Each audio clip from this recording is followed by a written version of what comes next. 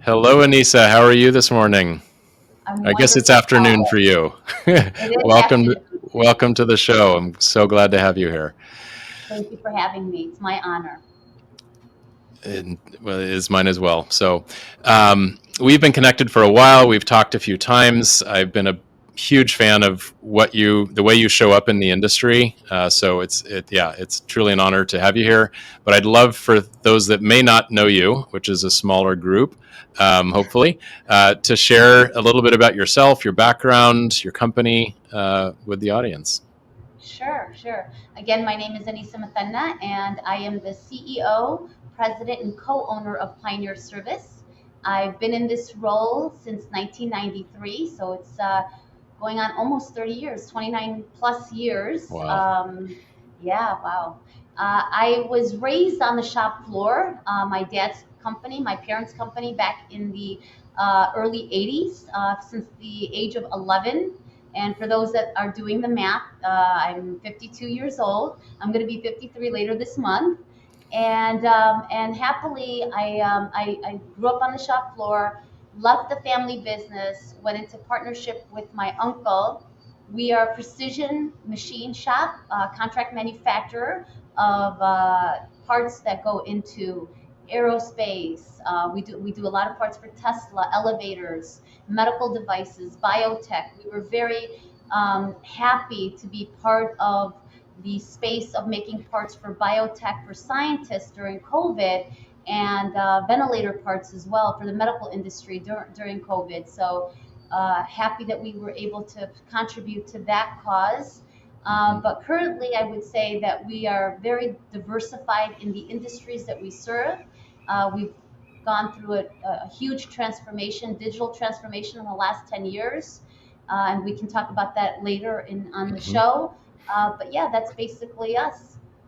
Okay. And is it the case you guys your specialty is small round parts, Swiss type work, or have you diversified out of that, or what type of parts do you make?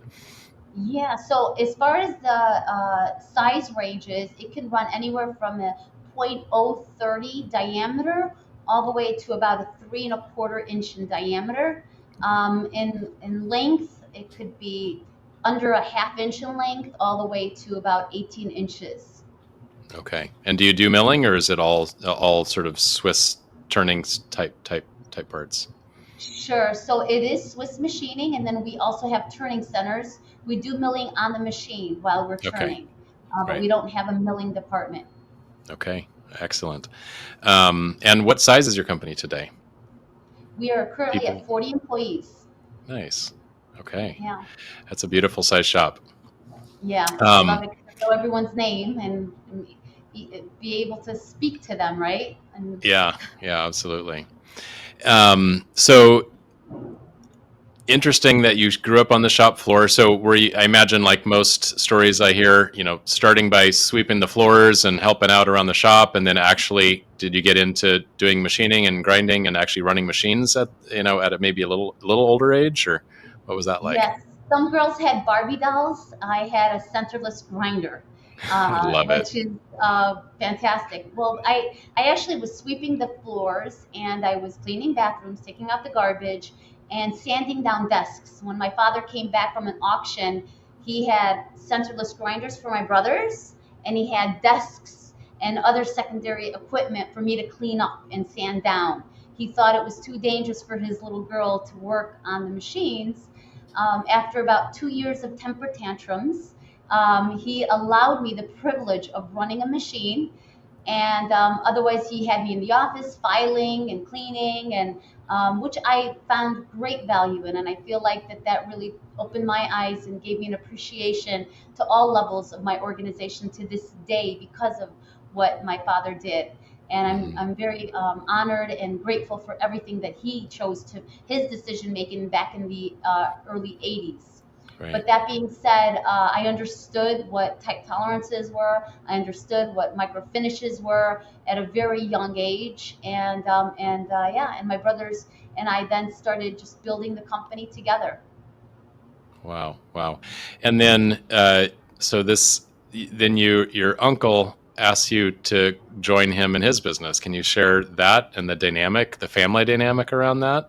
Absolutely. So back in 1993, being the only girl, and back in the 90s, women in this industry to this day at times struggle to find their place. Back in the 90s, it was, as you can imagine, even more challenging. So I was always daddy's little girl or princess, everybody from the, truck drivers to our employees to, customers visiting would refer to me as that way. And anytime I would make a decision, they would at times second guess my decisions or ask me, where's your brother? And there was nothing wrong with some of that, obviously, because my brothers were older than I am and they had their niche, but I also had mine. And I knew I was bringing value, but I wasn't getting the respect that I felt I deserved. So I chose to leave the company business in 1993, and my uncle being in my ear asking me to join him, his agenda, and he doesn't mind me sharing this, just so you know. He wanted to compete with my dad because he was also in the grinding industry. And so I had one condition for him, and I said, I'll come on board and I'll do all the work and I'll take all the responsibility, and you will be my silent partner.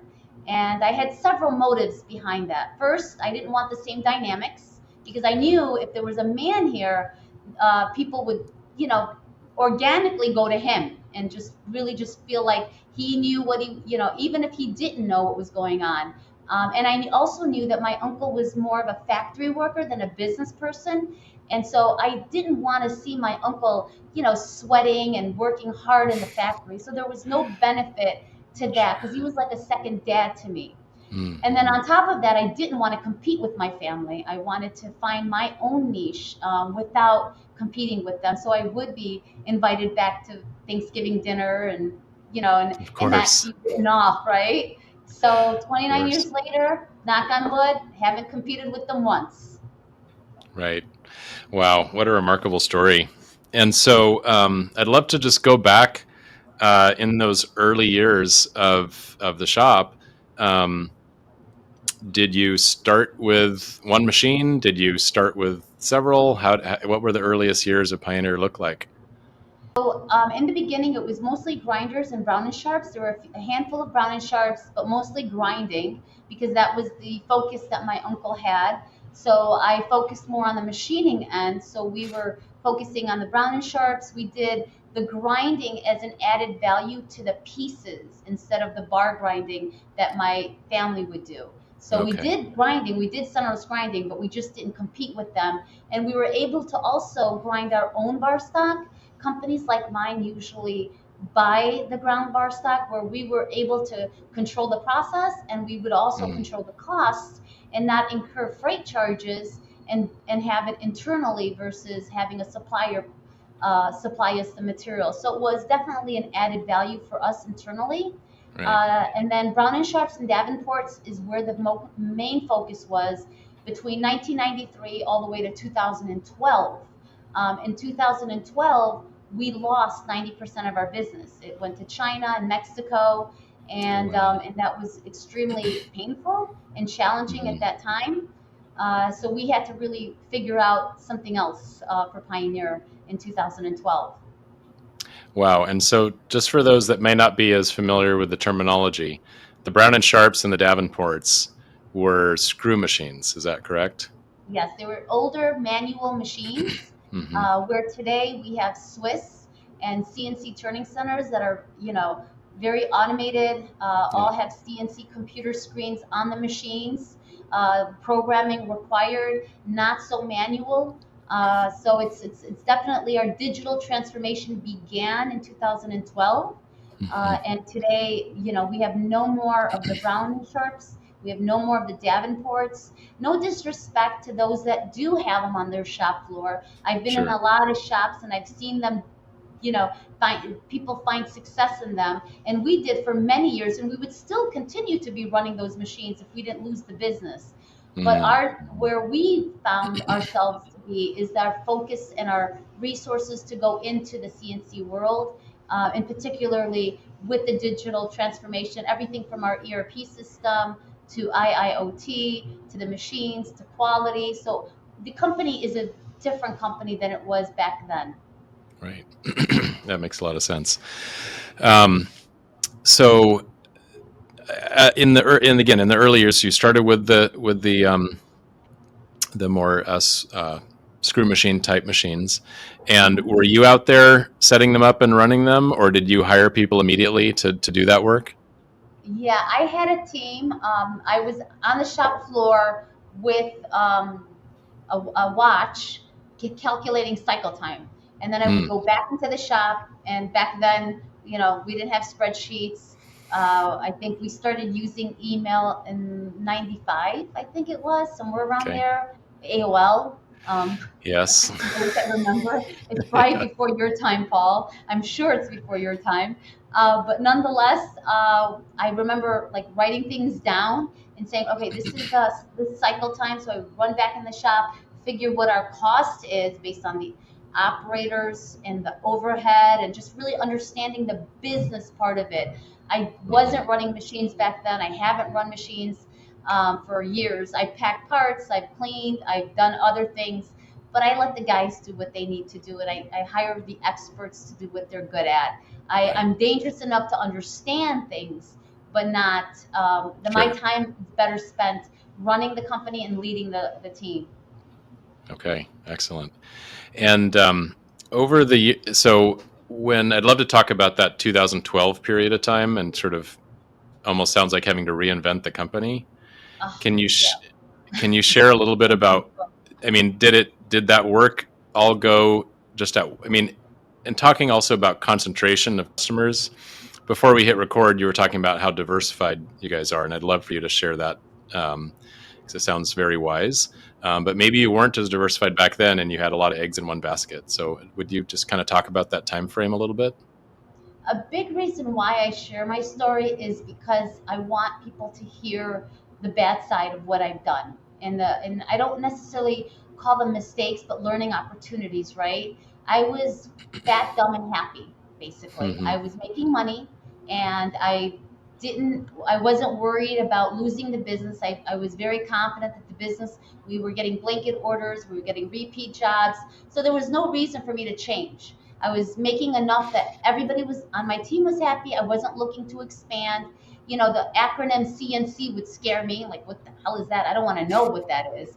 And today it's like I'm in the forefront of all of the innovation and technology, and looking for ways to even do better. But Hmm. back in I would say prior to 2012, I struggled with that, and I didn't feel like that was an area of where I thought we needed to be until we lost the business. And then I was forced. Where Hmm. today, many companies might be comfortable where they're at right now, but they don't realize what's ahead. And with all the technology and innovation out there, we have to be, forward thinking, and, what, what is our 2 year plan? What is our 5 year plan? What is our, and so on. So realizing that today, it was different than what I was back in the 90s and early 2000s, all the way up to 2012. So Hmm. we had our five top customers within 6 months were bought out by a huge OEM. And it Six was different because customers, all five bought different out by this, customers, all bought out by the same company. all by about I would love to name them, but I'm going to resist. Oh wow. Um, and so we saw like a pattern the first two, but it was within 6 months. So what can you really do in 6 months, right? and Yeah. and the blanket orders starting to end, and the repeat business not coming in, and so we're seeing it coming. So this was, I would say, in the beginning of 2012. By the end of 2012, we have lost 90%. This was around, I would say, October, when we were pretty much, no more business, no more blanket orders coming in. And let me tell you, a lot of these companies we were doing business with for 20 years from the day I walked in. And so imagine from 1993 to 2012, we have the same customers, a lot of the same buyers, and then all of a sudden they're not returning my calls. They have no control over these decisions. And all that hard work, all that working above and beyond, delivering parts early when they needed them early, putting out their fires. All of that was gone. And it was heart-wrenching because it was just like, of course they paid for parts, and of course, but you think that there was some kind of a partnership. There was none. Yeah. So that's when I got out of my comfort zone and out of these four walls and became they at one point I was called the networking queen. And one point I had no networking at all. Like I didn't go to any events. I joined the TMA, which is a local association. I joined the PMPA, which is a national association for precision machining. And I also joined other associations, and just networking and just trying to figure out where do we want to go? What are the best practices of others? Right. And quickly, I learned that there are other things besides what we were doing. And I was on YouTube. I always say, people say Google is your friend, YouTube is your best friend, and that's how I Mhm. learned about Swiss machining. Really? Wow. So what did the company look like leading into 2012? How many machines and people did you have? So at one point, I had up to 50 employees, back in the late 90s, early 2000s. By Wow. 2012, I didn't lay off one person. I cut some hours. We were at 32 hours for the most part. I had three people at 40 hours, and we literally were just cleaning our shop floor, organizing, learning about 5S, putting things away. And three of my supervisors came into my office and said, I don't know how you're paying us, but you can cut our hours to 32. We're okay with that. And I refused to do that because I didn't want them to leave. And I knew that if I cut their hours to 32, that their wives, their families would need something that they weren't able to provide them. And then their options would obviously be different than working for me. And one of the individuals, two of the three are still with me, but one of the individuals is our production supervisor today. He is the pioneer of Pioneer Service, and he used to run our Brown and Sharp machines, and he is now our self-taught lead person on our shop floor with the Swiss department. And he is literally, I always joke, he's my brother from another mother. He's Luis Hernandez, Hmm. Mexican descent, and I'm obviously not of Mexican descent. I'm of Hmm. Arab descent, but you would not know it when you would see us together because the hardship that we faced together and got through and then tasted success is extremely rewarding, and uh, even strengthened our bond even more than that 20-year prior. Wow, that is incredible. So you had close to 50 people and 90% of your business went away. How did Yeah. you manage that? I mean, how did you continue paying people? Had you just built up enough of a cash reserve over the years that you could afford to manage that period of time until you found new business? Yeah, so it was extremely difficult. Partly that, partly no debt. My building was paid for. The equipment was older, and we would buy them at auctions, so they were all paid for. I'm a big believer in as little debt as possible. I Hmm. still follow that rule for the most part. If there is debt, it's a small percentage, because I just feel very comfortable. Everything from my car to my house to everything has always been paid for. I've never Hmm. wanted debt because I always wanted to live at my under my means. But that being said, it was extremely challenging to make payroll after a while. I had some cash, but then obviously when the business is gone, and we're not talking about months, we're talking about years. By the time the first Swiss machine hit our shop floor, it was July 2014, and that was when we were just learning. That wasn't when we were successful. And then Hmm. from that journey up until around 2018, it was still very challenging. We were Right. winning over customers, we were winning new business, we were definitely developing and growing and finding success, but by no means we were like comfortable and secure. We were really Hmm. going through a lot of our challenges. But through our hard work and devotion, and I always said failure is not an option. Obviously we're going to have our share of challenges. There's going to be things that aren't going to work out. We're going to learn things where there's going to be mistakes. But closing my doors and sending people home, And I'm a big believer that the reason for that was because my parents worked on shop floors.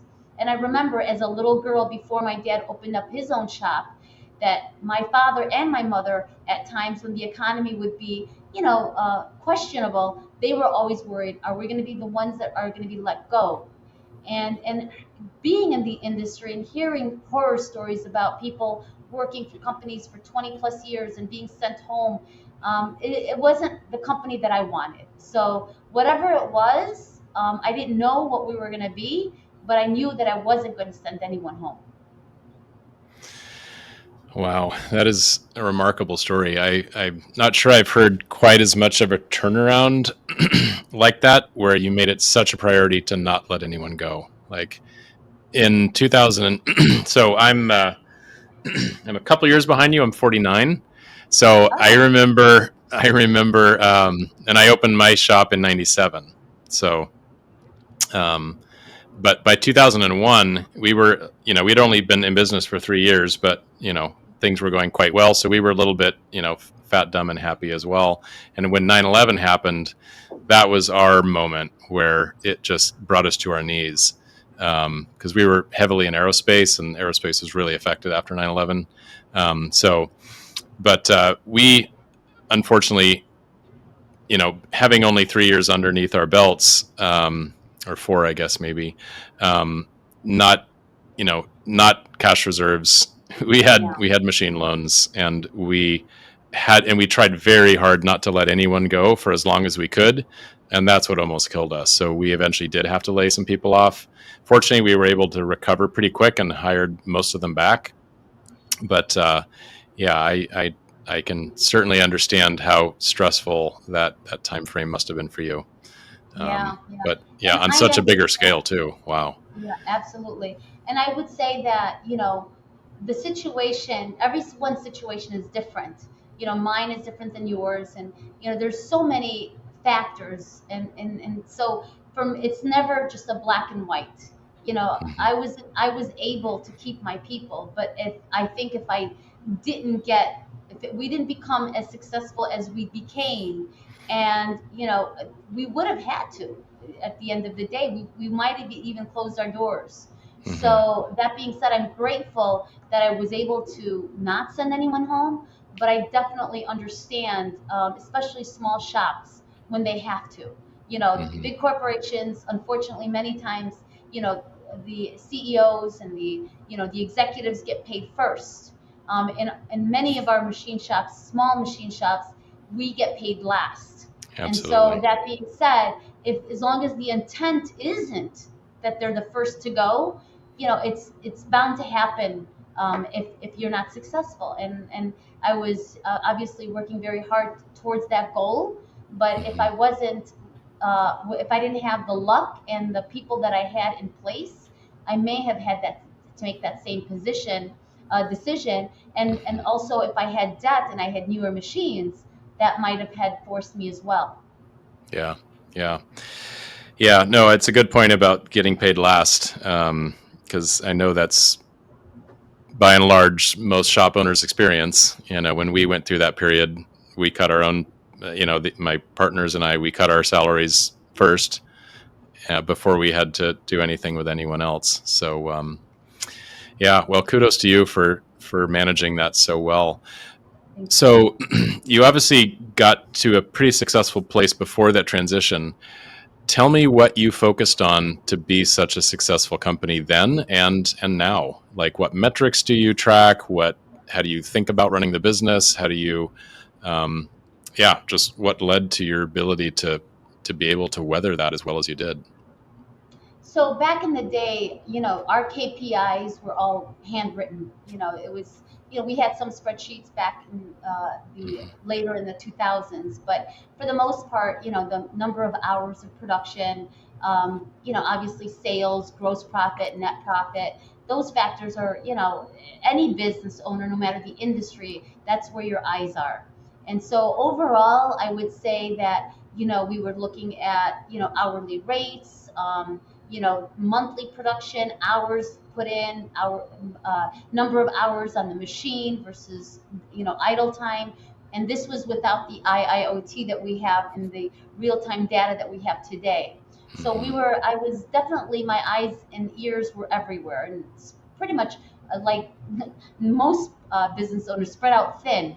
But marketing wasn't something that we were focused on, on diversifying our customers or industry. We weren't focused on any of that prior to our transformation.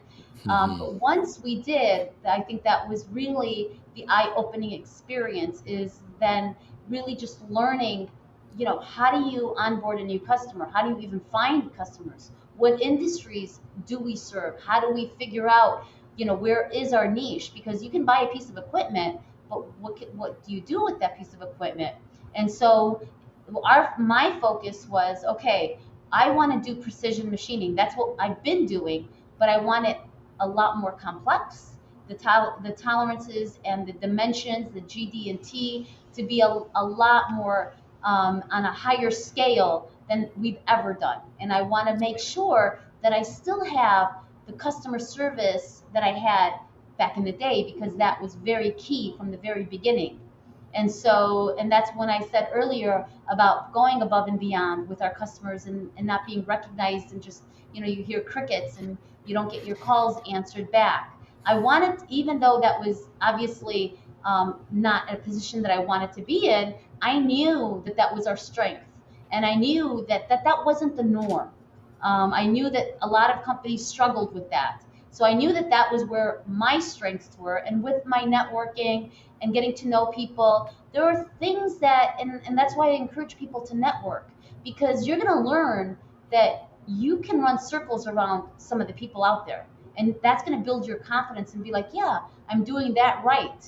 And then there's going to be moments of, aha, that's what other people are doing. And you're learning, best practices through conversations, and you're sharing best practices. It's about, networking is about giving and taking. It's not about just, being a fly on the wall. It's about interaction. And Hmm. so that's what I was starting to do in 2012. And I think that that's when I realized what our strengths were and what our challenges and weaknesses are. And so through that, and through learning about, SEOs and marketing and social media, like, I was one of the first precision machine shops to have a LinkedIn profile, a LinkedIn page, a Facebook page.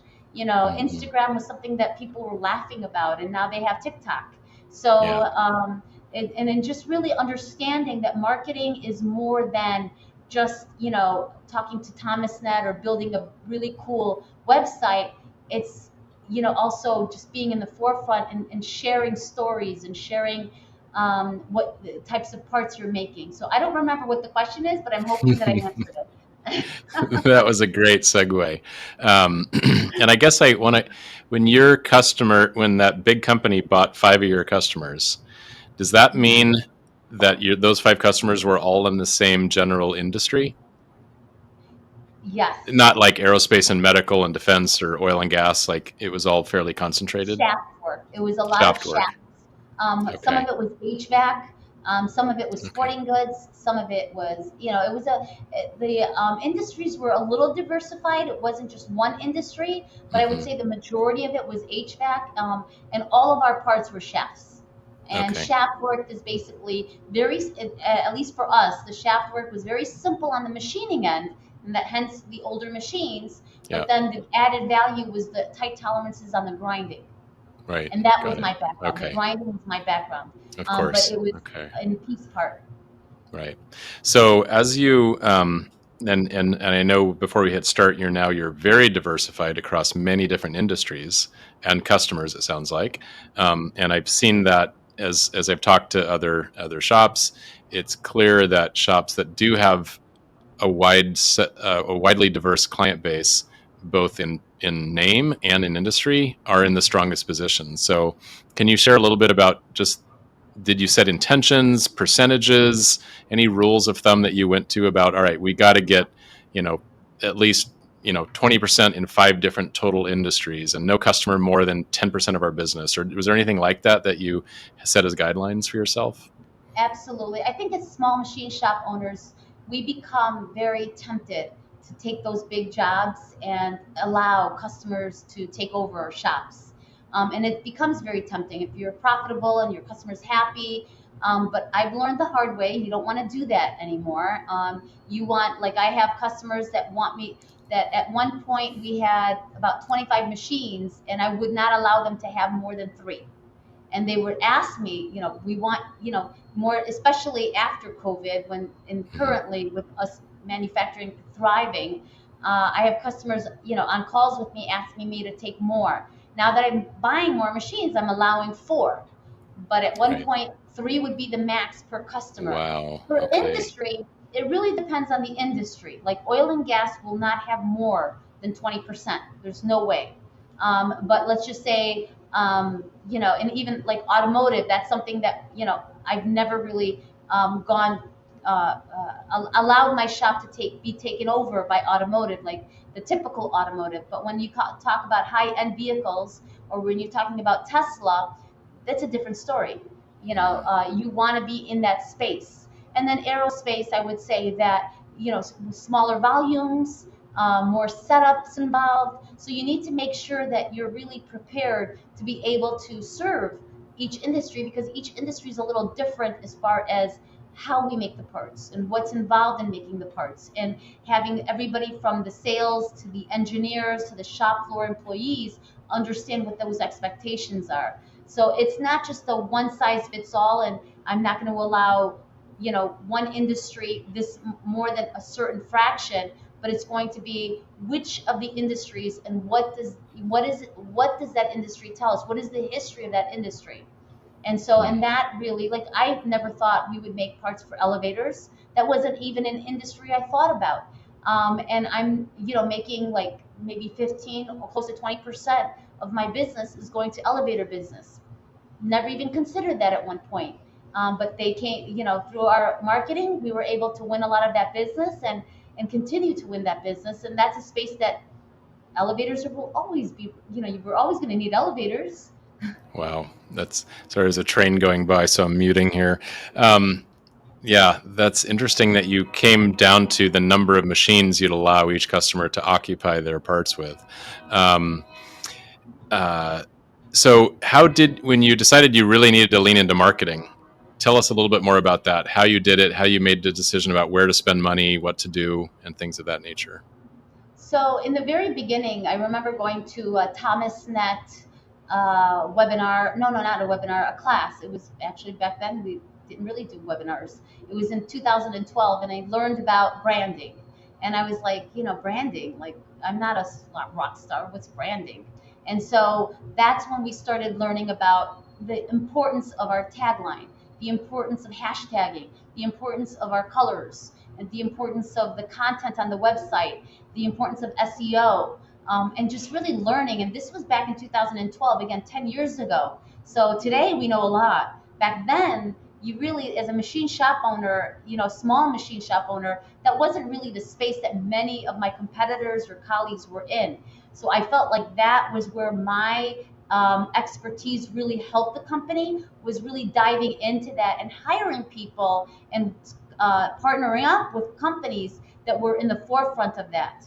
And let me tell you, there are people that will talk the talk and say, wow, and you hear them and they're like, yeah, we want that. And then you sign up and you're like, the results aren't really there. Hmm. And so you got to act fast. You got to move fast, because if you're not getting the results that you're looking for, you don't want to be sucked into something that's not working. So looking at those metrics regularly, I was like on my SEO every night. Before I would go to sleep, every night I would know who was visiting my website. I was like the stalker of all stalkers. And I would, like, I had my sales team. I'm like, call this person, and they're like, isn't it like, we're going to tell them that we saw them on their website? I'm like, just call them. What's the worst that can happen? And many times it worked, and it continues to, but we don't stalk them anymore. We're more strategic about it than we were back then. But it was a Right. learning curve. It was definitely something that um, it, I wasn't familiar with, but I self-taught myself. I was on Google, I was on YouTube, I was understanding what marketing is. Again, going back to social media, that was huge. And even like our core values, right? Our core values, I always say, they're more than just pretty words on the wall. But our core values, a part of our core values is outreach. And outreach is giving back to the industry, giving back to our community, and being involved besides making parts. I can't tell you, the intent was always to do the right thing and to give back. I can't tell you how much that, you can call it karma, you can call it whatever you want to call it, how much that has benefited the company, in our brand, in our reputation, and also sometimes people in the audience when I do speaking events. And many times in the very beginning, they weren't paid speaking events, they were speaking events just to give back to the industry. And you have people in the audience that are decision makers calling my sales team, making, asking for quotes on parts and building that partnership. That would have never happened if, we didn't think outside the box. Was it the intention? No, it was the icing on the cake, which is even better. Yeah. Wow. I love that outreach is one of your core values, and the fact that you have core values. I, I, I'm primarily interviewing, larger, more mature, successful shops in this show, and I think almost 100% of them have established core values, and I don't think that's probably normal in the machine shop business, though. So, um, has that been when did yeah when did you establish when did you decide that was an important thing for you? So we always talked about integrity in meetings, like when we would make decisions. For instance, I remember, when I hired a customer service person, and she would get orders in, and at one point she had four orders that were, generated, automatically generated from our customer with the wrong unit price, and some of them ranged from 50,000 to $150,000 extra that we could have just billed the customer and not blink an eye, and they would have never known. And every time she would come to me asking me, what do I do with this? And I was like, you confirm, you let them know that that's the wrong price. And after I think the second or third time, I pointed to the core values. And I said, and that's where I got the term, it's not just Hmm. pretty words on the wall, they mean Right. something. And so I said, and for the record, we're human. We all make mistakes and we all get tempted. So I have a couple of people on my team that are allowed to tap my shoulder and tell me, Aneesa, is that aligned with that core value? Because again, I am just like anyone else. I can make mistakes as well, and I can make decisions when I'm angry or upset about something or get too excited. And so I've allowed those people to tap me on my shoulder and keep me in check. And that does two things. One, it gives me peace of mind that it's not just me. Hmm. Two, it's leading by example, and knowing that if my team knows that those people are allowed to tap me on the shoulder, then no one else can complain about being tapped on the shoulder, because of that. So that the core values again, has expanded to not just our values, but we talk about them when we interview people that we believe are a good fit, and before the onboarding process, we talk about our values, and we make sure that they understand that alignment to these values. Like for instance, outreach, you don't have to be part of our, student visits. You don't, we collect canned foods. We, my speaking, bringing in inner city children, bringing in women in the industry that may have not been exposed to the industry, whatever that outreach, blessing bags. Every month we have someone that collects data from our entire shop on ideas on what to do. So it's not driven by me, it's driven Hmm. by the team. But so you don't have to contribute to it, you don't have to do anything, but you have to be aligned to it. And Hmm. the alignment is that when you have these students visiting, when we are collecting these canned foods, you don't get in the way. You don't have to be part of it, Right. but don't get in the way, because if you get in the way, you're not a good fit. Right. And believe me, there's been times, because of our outreach, because of the initiatives that we put in place, I have butted heads with people that bring a lot of value, technical value, even some of their leadership value, but they are not aligned with our core values, and they were asked to leave because of it. Otherwise, again, there are pretty words on the wall and they mean nothing. Hmm. Wow. Yeah, having that go all the way down to driving. I mean, I think it's having those values drive hiring. Lots of people talk about that, but having it also drive your retention and who you actually want on your team in the long run. That's a powerful message right there. Yeah. And I imagine that delivers the message that delivers to everyone else on your team is probably one of the most important things of all, and helps them stick around because they know they are aligned with those values. They want to be aligned and can appreciate that about the company. Yeah, and they know one of our core values is stewardship, and I chose stewardship instead of teamwork because stewardship is teamwork, but it also includes having my back and having your back, and it Mm-hmm. doesn't have to be my back per se. It could be two employees having each other's backs. So Mm-hmm. if there's a mistake or something that went wrong, there's no pointing fingers because that's not allowed. It's, if you're the right person for the job, we're not here to micromanage you. We're not here to put the blame on you. We're here to help you succeed. And in return, we expect you to be engaged and care about the success of your coworkers and the company. And so that, I think, has been, I think, the biggest driver of our core values that I think that interprets differently than many companies, because everybody can put leadership and integrity and things of that, and we have those words as well in our core values, and they do mean something. I don't want to take away from any of that, but when it really gets, to the day to day, the decisions that we're making and not micromanaging or not make pointing fingers, I think that that's the biggest driver of why some of the people have lasted as long as they have with me, because we're so aligned and we think the same way when it comes to that. And so it does drive a huge message, I believe, and has retained quite a bit of my employees, and some of them I would trust with my life. Mm-hmm. Oh, that's so fantastic. Yeah, that's where magic really happens when you have those really close long-term relationships. That's just so rewarding. I'm sure you feel that way. Absolutely. You mentioned joining a couple of trade associations, and you learned from them. I We recently joined the NTMA.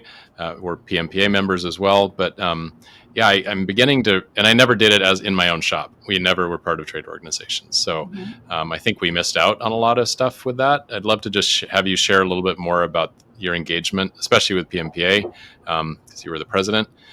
So yeah, just share a little bit about the importance of trade organizations.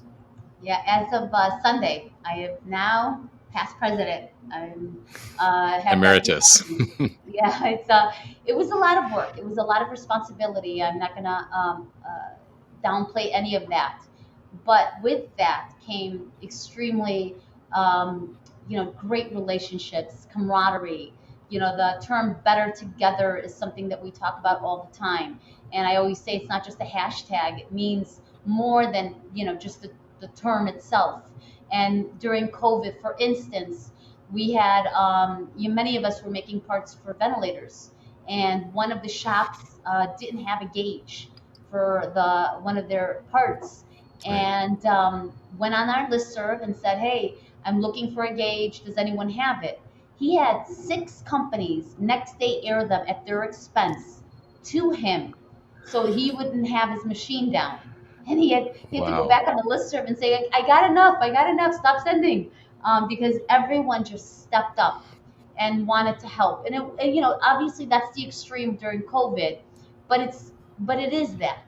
It's Mm-hmm. the camaraderie, the learning together. What are best practices? No one's expected to provide their secret sauce because we all have that. What that is different for every company.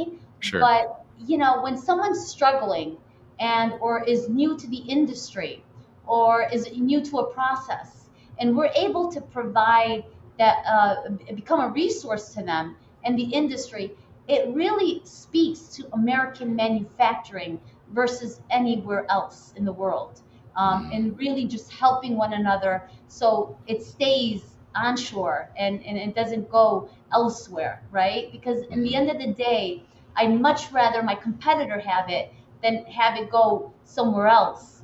And sometimes, being competitive is part of it, but also having the resources and having, healthy competition keeps us in check and makes us better, right? Hmm. And so, the association, I feel like, everything from knowing what's going on in Washington, all the way to resources and links and learning best practices, to lifelong relationships that you develop through these conferences, through these and the networking opportunities that are available to us. So I'm definitely a huge fan of that, and especially PMPA, because obviously I've been on the board for 6 years, and I just love every single connection that I've made through that association. Yeah, that's fantastic. Yeah, that story about sending those gauges, that's so heartwarming. And it also, it definitely reinforces to me what I see in this industry. I'm on many different sort of machinist groups and things online, various places. And it's amazing to me because I'm in other groups as well, cars or whatever else my other hobbies or interests are. And I'll see someone, share a problem they're having. I can't figure out the surface finish on this part. I'm breaking taps. I'm whatever it might be. And there's like 100 people that respond within a couple hours with Yeah, solutions. And have you tried this? And I had that problem once and I did this. And it's just overwhelming support. And I think it just speaks to the character of the people in this industry. They're just down to earth. They care about the industry as a whole. They want to help their fellow um, semi competitors in some cases, but they want us, they want everyone to succeed. It's really heartwarming. yeah, I love that. absolutely. And that's not to mention those that call, because I know for me personally, I asked for, I don't remember if it was a gauge. At one point, it was a gauge, and one of my competitors, members, Hudson Screw, Jim Wren, the owner, calls me and says, "I have it right here. My quality manager will drop it off tomorrow morning." That was a few years back, but there's been Wow. a few things here and there that we've asked, and you'll hear people, you'll see it on the list of the responses, but you don't even, there's some of it that you won't see because they're grabbing the phone and Right. they're calling Yeah. instead of replying to all. And I think that also, there's just so much of that, that we don't even know about. Hmm. Yeah. Oh, that's wonderful. So back to marketing just for a minute. So it sounds like you have your sales team. Did you invest in marketing people as employees, or just working with a third party company to help you do marketing, SEO, things like that? So we currently work with ThomasNet on our Okay. website. So they're helping with that. My Hmm. VP of Sales and Marketing, who retired back in July, had put into place a lot of the things that I've been wanting to and made us current. And then we have our account manager who also does our social media, which I believe is, and I think it's something that's like a secret in the industry, that being active on your social media will drive traffic to your website. And so, Yes. to improve your SEO, it's not, necessarily having a third party, but also sometimes the very basic things is like just posting and hashtagging and using content that's relevant to your industry, and obviously on your website. But I think that that's something that's not utilized as much as it should be in most machine shops. Hmm. Yeah. No, I think lots of people don't realize that those social media posts do help drive your actual website organic rankings as well, Yeah. if it's done the right way. So that's fantastic. You're doing that. And it Um, also, what it also yeah. does is that it makes you, it puts you out there. When people are researching you, whether it's a potential customer or a potential candidate for a position, they're seeing how active you are and how engaged you are. And so that really makes your company more legit, knowing that you care enough to be sharing some of this, either featuring an employee or showing a really cool part or a process, or talking about your partners, because that's what we do. That's our strategy is, people, machines, parts, and partners. And so Hmm. those are the things that we focus on. and obviously, outreach. So focusing on that and really just posting about that is, and we don't post even everything. We're very strategic about what we post because we don't want it to ever come off as showing off, in Mm. particular our outreach efforts. But we also want to make sure that we're inspiring others and letting people know what we're doing and what the initiatives that we have in place. That's a great way to think about it. I'd love to ask you, what are some of your biggest challenges that you guys are facing today? So surprisingly, our workforce, we're, except for maybe a couple of positions that we'd like to fill, we're pretty good. We're in a good place. My team is no longer spread out like we were. Like we were very spread out thin for many years, and so my goal was to have enough engineers, have enough people in quality, obviously the production shop floor, and in sales. And today we have a really good balance, and that has really generated a lot of collaboration with the team. So Mhm. that I'm very blessed in that sense. I think that supply chain, like many companies, is our biggest challenge right now, particularly like secondary operations or Mm. sending parts out, and getting those. Raw material is also somewhat of an issue, but not nearly as bad as most companies have it, just from what I'm hearing. And I think that a big reason is because most of our parts are small, and we also have a lot of stocking programs with our customers, so we kind of Right. know what's coming. And so because we know what's coming, we've been proactive in what we stock, what we choose to stock as far as raw material. And so we've been very successful on that front. But I would say that as far as secondary operations, supply chain, that's, they're facing their challenges as far as their workforce, which Mhm. trickles down to us. Yeah. How do you help mitigate those challenges? Really just being transparent with our customers and our suppliers, providing a true priority list. If you're beating up on our suppliers is not a partnership, and us being beaten up by our customers is not a partnership. And recognizing that and being proactive, I'm a big believer in when you treat your employees right, when you treat your suppliers right, then, sorry, I hit the speaker and I'm hoping you can still Yeah, hear you're me. good. You're just as Okay. great. Yep. My hands, I keep talking with my hands. Um, and so when you treat them right, then right, the economy flips over, or Mhm. supply chain issues are being faced. And now those suppliers understand that you're a partner. You're in the partner category. So they're going to go above and beyond for you. Where if you've been beating them up for 20 years and then expect them to do you a favor now, you're probably not going to, get that favor.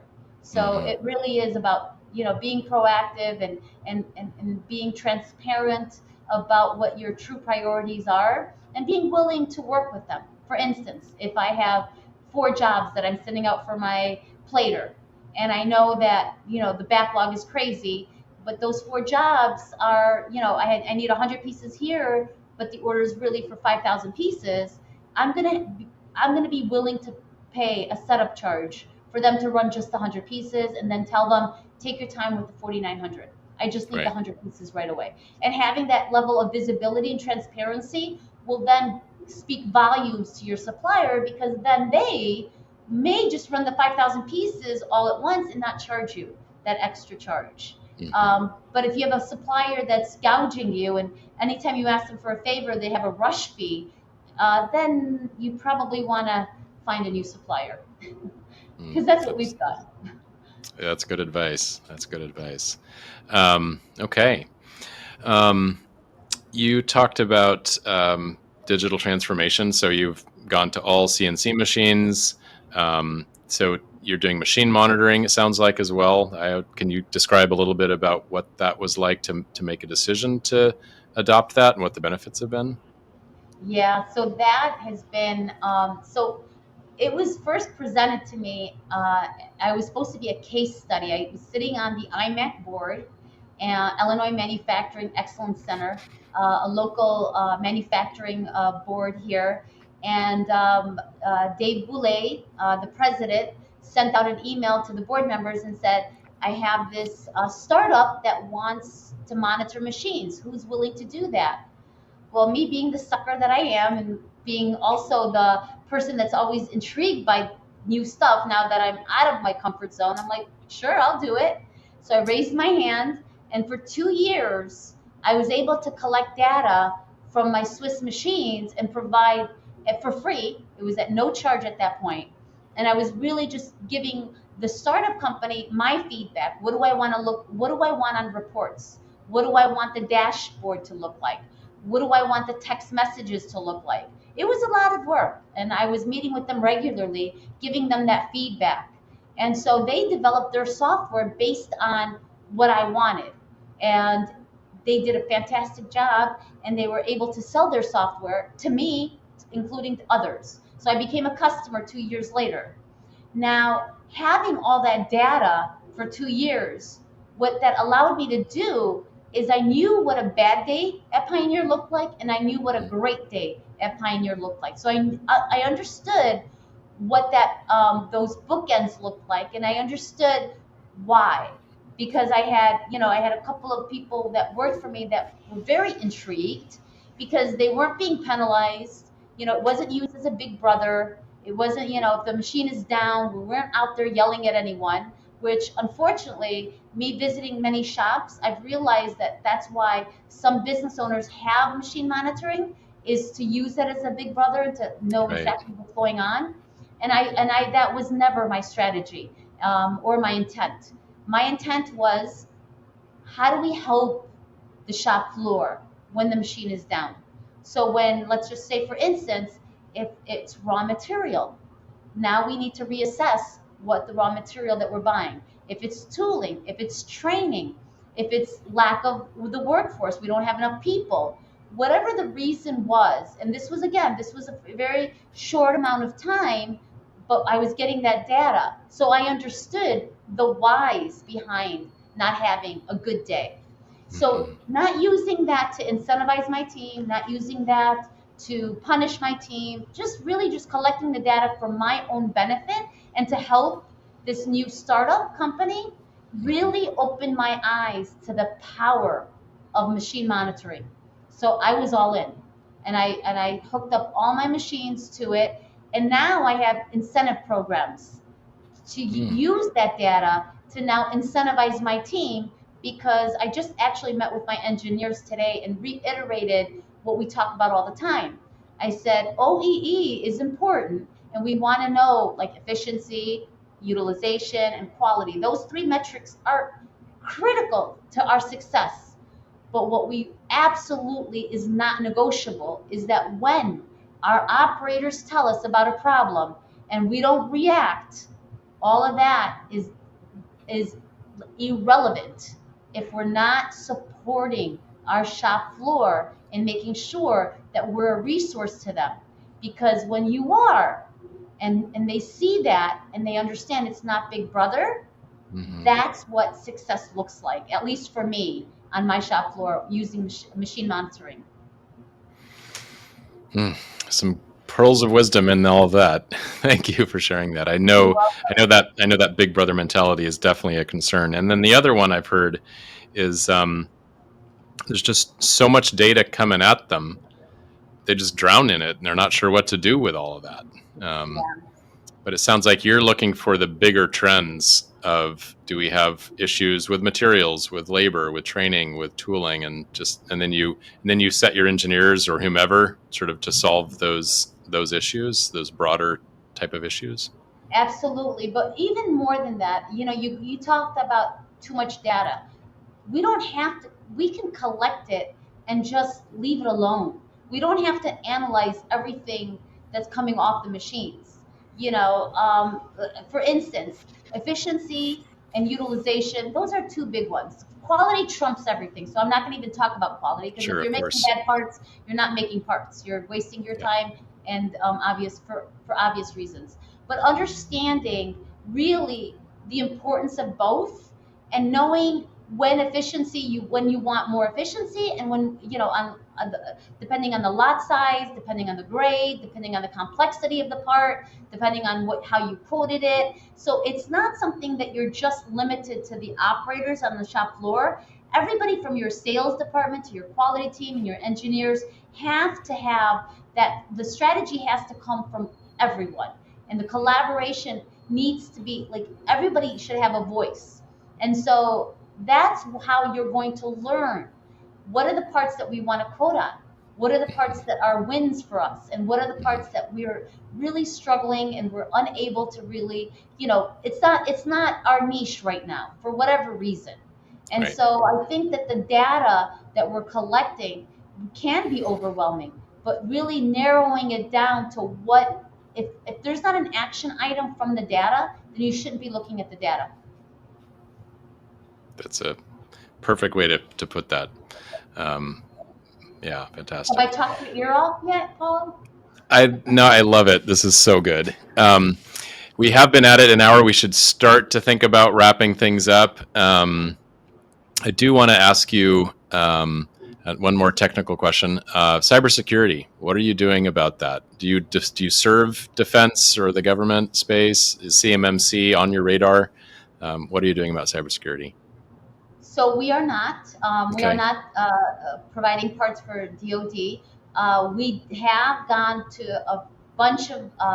Actually, IMAC had a cybersecurity event a couple of years back that my managers and I attended, where there were some action items in our IT department, and we actually got assessed. We had our system assessed Oh, for nice. cybersecurity, but we aren't as heavy in that space yet.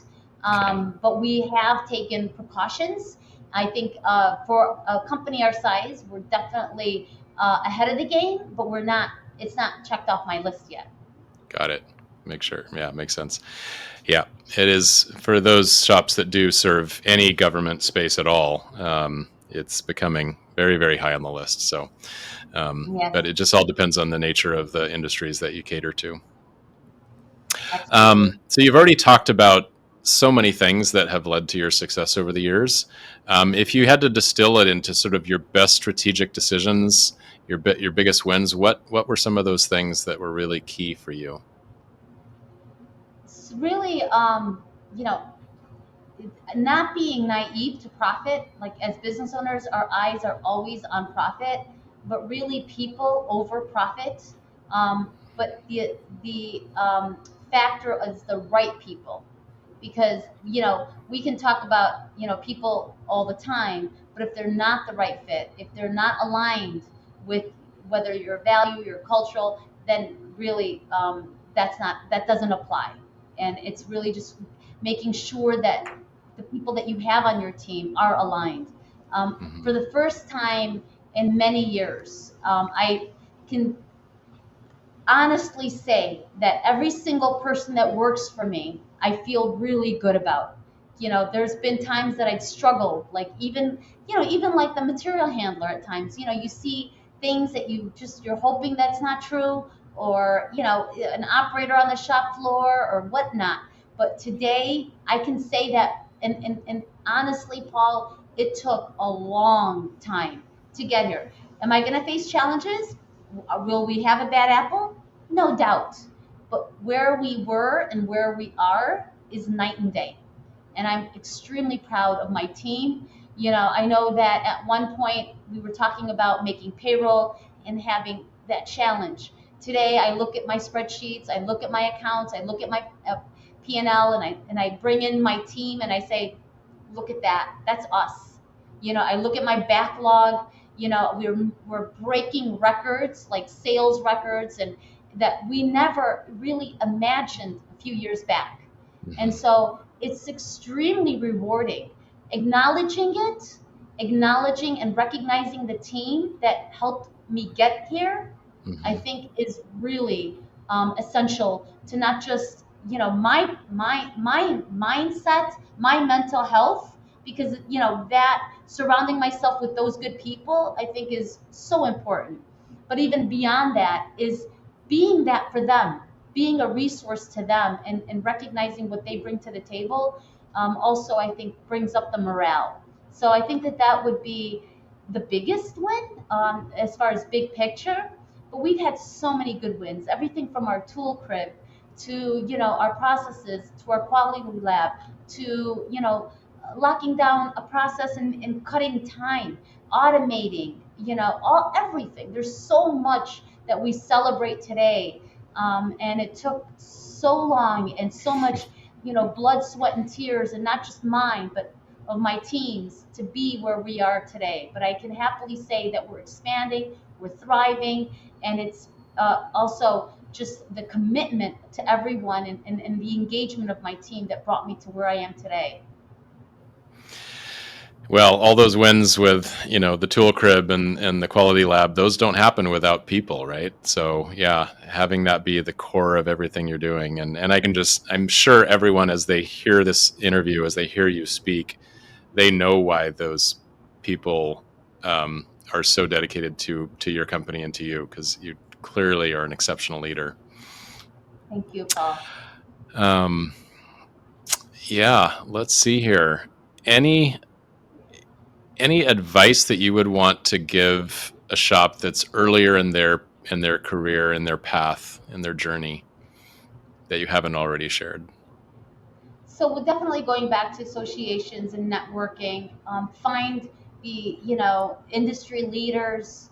Mentorship is, there's a lot of people that are willing, even competitors. I had a competitor email me yesterday about some of the equipment that we have, and asking me like questions about how it worked for me. And again, they're a competitor, but I'm sharing that information. And there's a lot of people out there that will share the information. As long as I feel like when your intentions are good, and it's about being successful and not poaching customers or poaching employees, and really just focusing on where you're at, a lot of people will be willing to help you if you're a startup, because that's what we want. We want the industry to thrive, and for us to thrive, we need more. And I think also diversifying, right? We talked about diversifying industries and diversifying, industries and customers, but also diversifying your team, and realizing that, when I talk about diversity, I don't just talk about men and women. I'm talking about age groups, everybody from baby boomers to Generation Z and everybody in between. I'm talking about different cultures, different, even religions, or and on top of that, I would say that even different, educational backgrounds. We have people that don't have any education, and then I have people with their masters, and everybody in between that as well. So understanding that everybody should have a voice, everybody brings value, and really giving everyone a voice, and the ability to collaborate, because in the end of the day, I always say that innovation is championed through diversity, and diversity means different things to different people, and understanding what that means for you. I think that will not only help you become successful, but also help you go home and feel good about the company that you're building.